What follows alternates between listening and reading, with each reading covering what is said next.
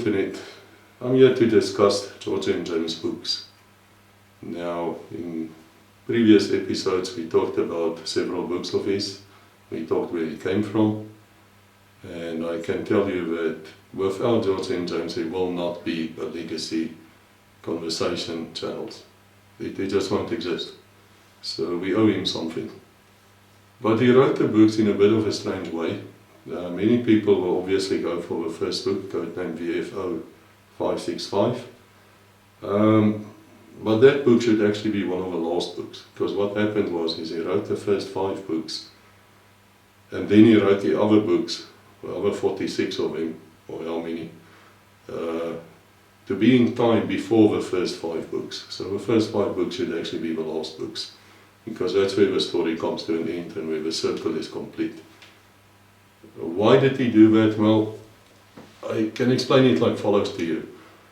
Do you think that South Africa currently, today, when you're South Africa, even if it's not that new anymore, do you think it's on the side of the West, like on NATO?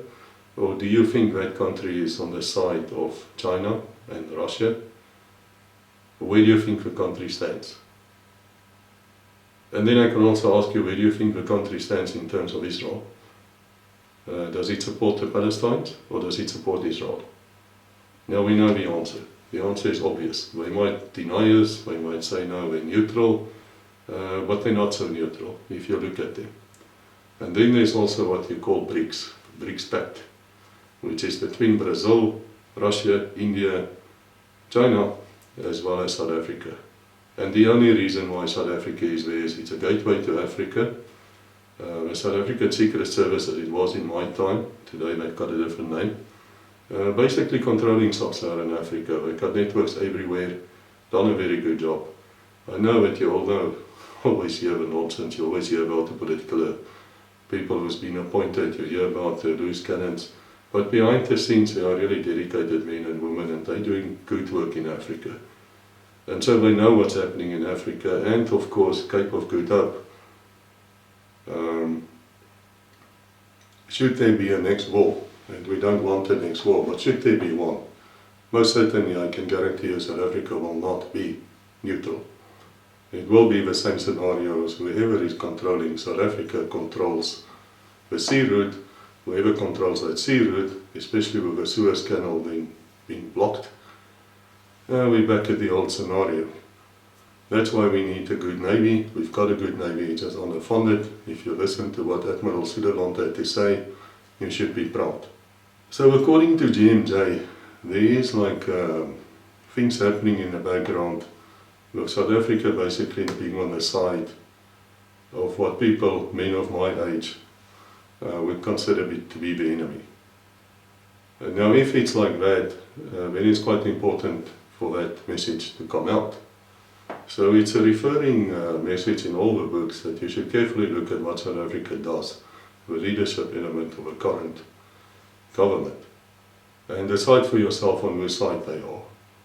Even if they don't say they are, or they're playing a double game here, that doesn't matter. Go and look at the facts, go and look at what they actually do.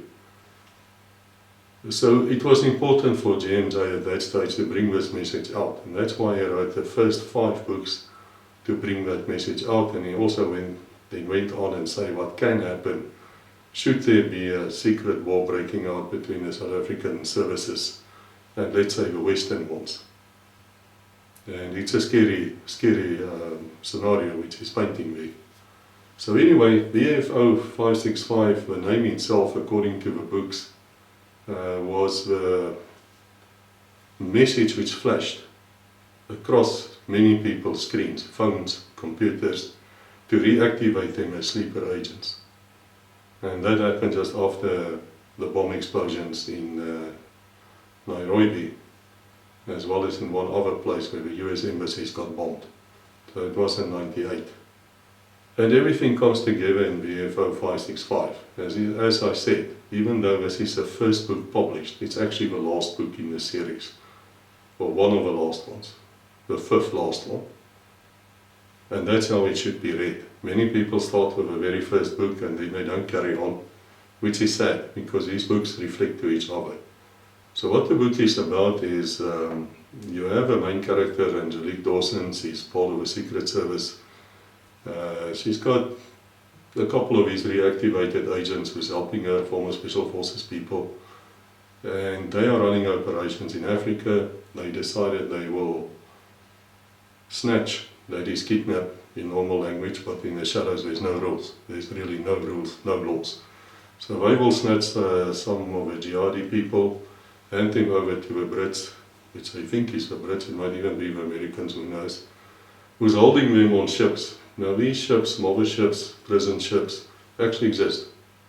And it's not that hard actually to find out where they are. And it's not that hard to take them.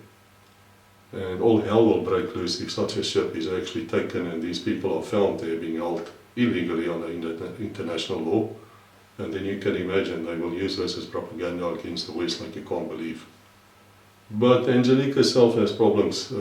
She's been on a suspicion of working for another country, I'm not going to mention names, for a long, long time. And so she's detained, which is of course illegal. You can arrest somebody, you can't detain somebody. And she sends a message out of help, and Foxtrot, who is like in love with her and she's in love with him, they're very close to each other by this time. It's a relationship which came right through all the books.